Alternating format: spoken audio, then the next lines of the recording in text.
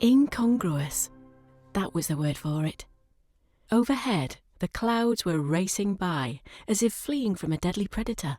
But when Sarah paused to take in the countryside around her, she realised that everything was holding its breath. No wind, no birdsong, no movement, just an eerie stillness. Moments later, that stillness shattered. Lightning stabbed through the clouds and struck the earth not far from where she stood.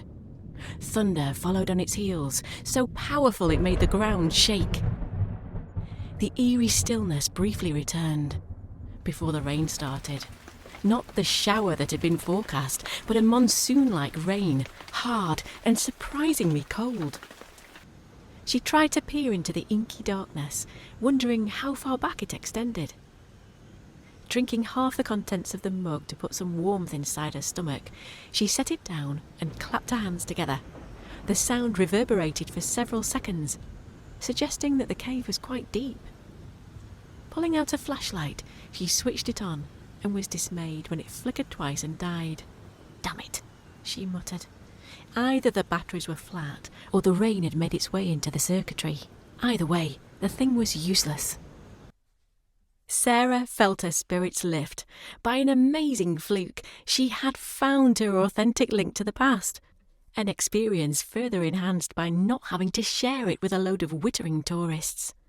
She grinned, marvelling at the way her earlier disappointment had driven her down a path that led her here. She was about to move closer to the wall when the chemical light dimmed abruptly and died. Weren't these things supposed to burn for at least an hour? More modern-day shit. She reached into her pocket and took out another light, snapping it in the middle to activate it. Illumination flared again. Even though she believed there was nothing in here to be afraid of, except maybe the roof caving in, Sarah had no desire to stand there in complete darkness. She had never really liked the dark.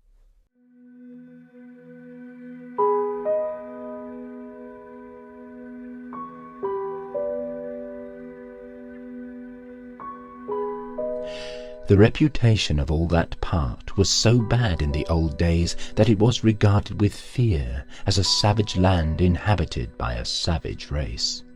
Travellers, when circumstances compelled them to pass that way, did so with great uneasiness of spirit and their lives in their hands. I was put in great fear how I should pass the upper part of Cardiganshire, for it was told me that I must pass a place called Cwmystwyth. From Peacocks in Paradise by Elizabeth Inglis Jones. 1. Gaze on the mirror of the silver lake. In its clear picture, deftly penciling the soft inversion of the tremulous woods, but probe it not to the bottom. Darkness and swarming reptiles harbour there. Lord Alfred Tennyson.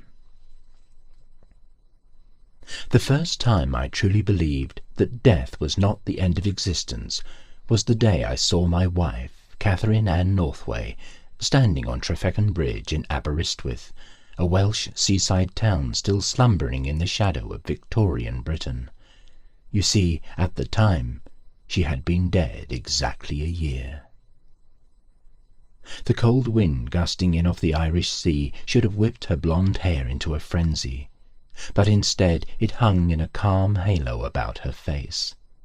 Even her clothes, the black skirt and blue denim jacket she had been wearing when she died, hung motionless on her slender form, while all around her the coats of passing pedestrians flapped and billowed like sails.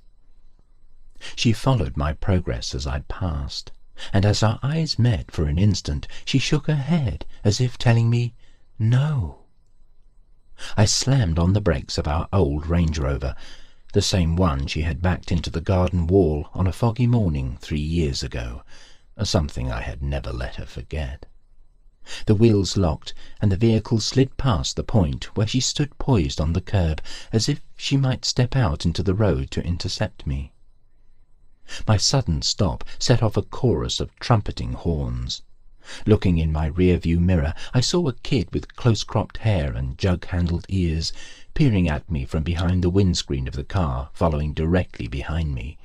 He pounded his horn with one hand and shook a fist at me with the other.